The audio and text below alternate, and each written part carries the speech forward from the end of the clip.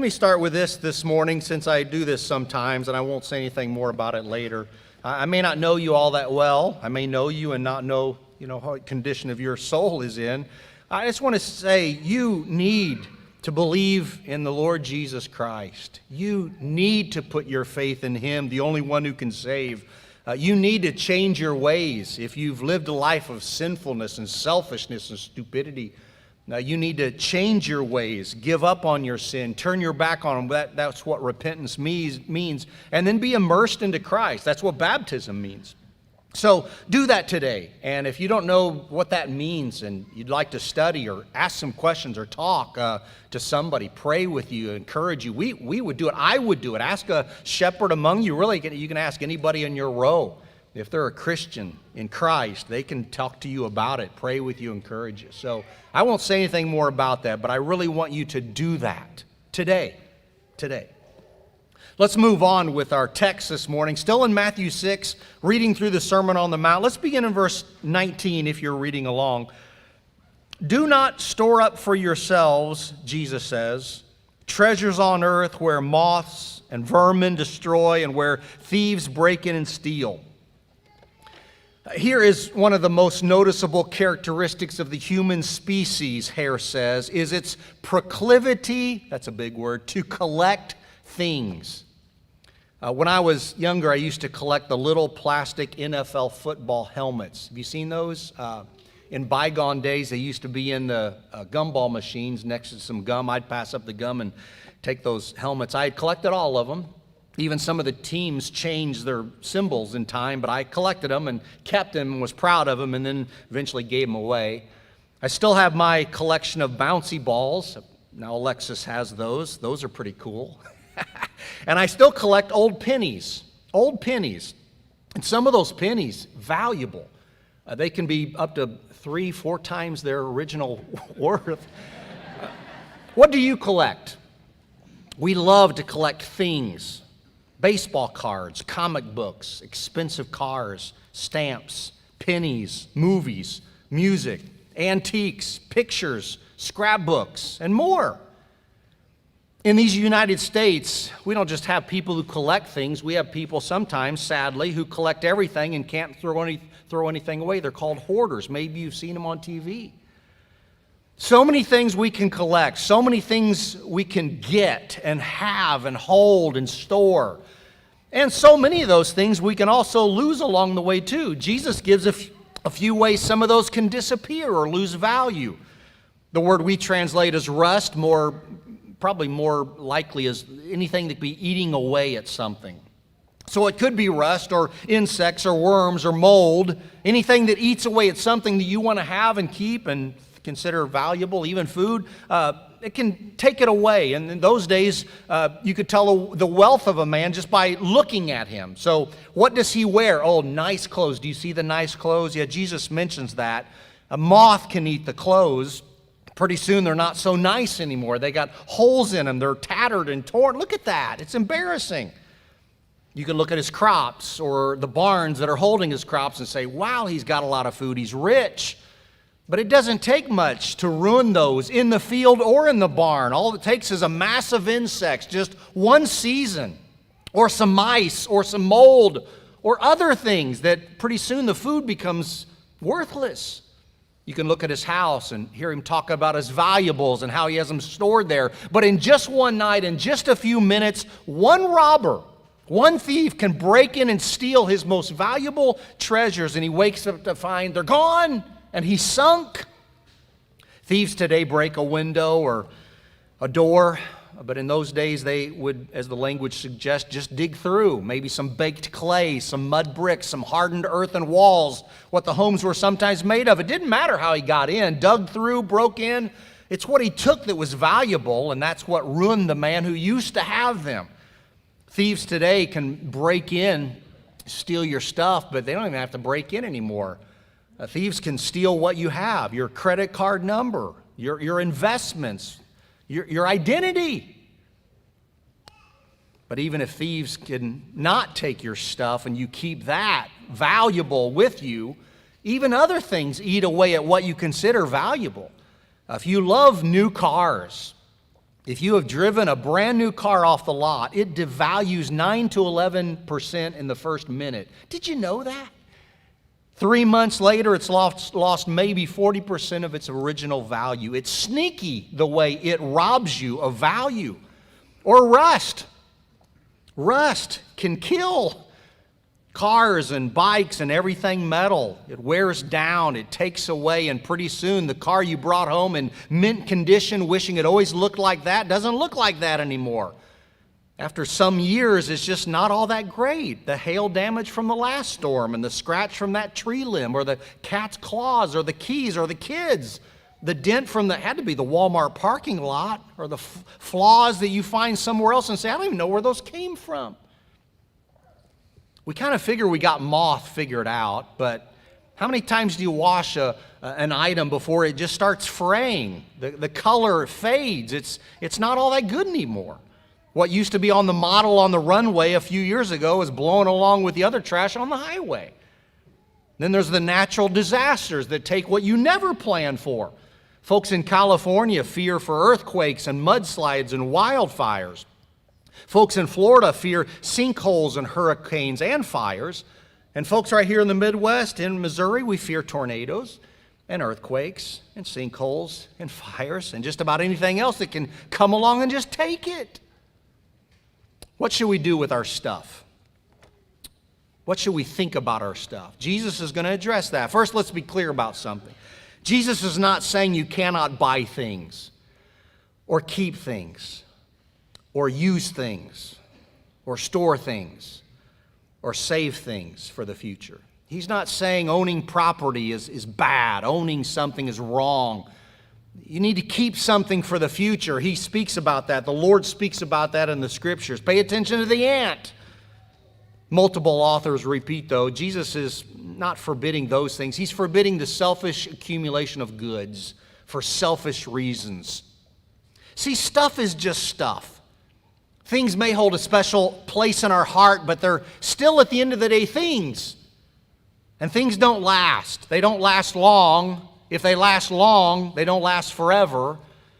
So Jesus tries to give perspective on the temporary nature of things, these material, earthly things. He wants you to think a different way than maybe you've been thinking about what you have. Maybe your version says, don't store up for yourself, but in the original language, it may be more like, don't treasure your treasures. Don't put value in things. It's not smart to put your treasure into your treasures that tend to disappear in time. So then what are we supposed to do? What in this world are we supposed to do? Listen to Jesus, the next verse. But store up for yourselves treasures in heaven, where moths and vermin do not destroy and thieves do not break in and steal. It's really not so much a question of what do you have as what do you value. What is most important in your life? What do you spend your time and your energy and your money on? What do you think about most? What are you intent on keeping and holding and believing this matters to me?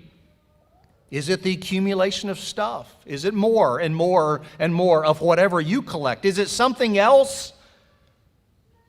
Or is it spiritual and important and real and lasting and eternal? Listen to this. Don't put too much value on anything, because everything will be worth absolutely nothing someday. So if there's one place you can put value, meaning, significance, don't put it on anything here. Put it in a place, in a thing that's not a thing at all.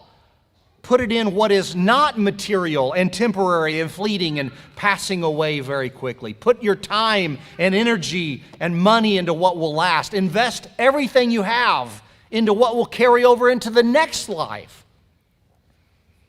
I said this earlier, you should know this, compared to everybody else in the world, you're rich. And I know some of us compare ourselves with each other, with a neighbor, with the next county over, with somebody we saw on TV, and we say, I don't have that much. I'm poor compared to them. Yes, but you're rich. Travel sometime. Go places.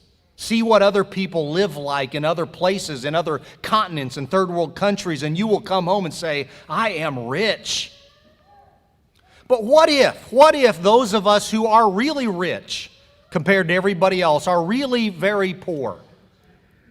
And you know when it becomes crystal clear whether you're really rich or poor is 1 second after you die. 1 second after you die, it all becomes crystal clear what this life and all this stuff was all about. Once the totals of the riches have been tallied in this life, and only the things that are valuable, that have lasted through eternity, are counted up, then you will see how really rich you were, or possibly, sadly, how destitute you are. The rich man in Jesus' story in Luke 16 who refused to help a poor man that was just outside of his gate. This Lazarus, this rich man discovered a little too late what was really important, what carried over. And it wasn't money, it wasn't riches, it wasn't everything he had. It meant nothing in the next life. Nothing. Crane said if a person has nothing to show for this life but the material things he's stored up, he is poor indeed. I've done quite a bit of funerals in my day, and I'm thankful I've never, ever been asked by the family to talk about the things left behind. And I don't think I ever will.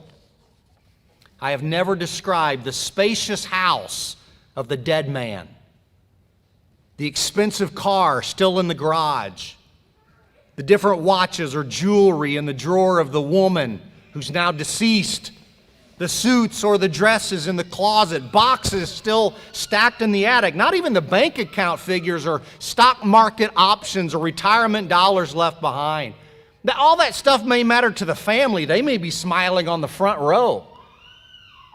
But the person in the casket cares not one whit for that stuff. What does it mean here to store up treasures in heaven? Wiersbe says it means to use all that we have for the glory of God. It is measuring life by true riches of kingdom and not by false riches of the world. What is Jesus pointing to, this earthly, heavenly thing? What are the treasures that are supposed to be there? Maybe it is working on your own character and building up your own faith. More likely, it's kingdom work, it's kingdom talk, taking care of God's business here. And surely it's as simple as just investing in the lives of others, being focused on the gospel and how it saves, being ready to use whatever God has given us to bless and encourage and save others who may not know and who need to know. It is very simply sharing what you have, giving things away, and being generous with what God has generously given to you. It's understanding now that what is valuable is what lasts forever and not what you have in your hand or your pocket or your car or your house or your bank account. It's using whatever you have for the good of others and the glory for God. Learning how to value people and invest in them and not being selfish with our stuff. Sometimes there's a wake-up call that comes to us when we did not expect it and really didn't want it, but it happens and it's very powerful. Like January 2017, it happened to Wade and Misty Gordon. You can see them on video. They're standing in front of their burned-out house that's just behind them in the picture frame. It's Rexburg, Idaho, as the East Idaho News reporter asked them about their loss. Kind of a cruel thing to do, I think. The Gordons were away at this family funeral. They'd left their daughters at home, and they were able to take care of themselves. Wade, the dad, got a call from one of the daughters. She said the house is on fire, and Wade asked 3 times, "Are all of you out? Are all of you okay?" 3 times to be sure, and they were out, and they were okay. And he said, "Have your older sister call 911. Get over to the neighbor's house. They'll take care of you."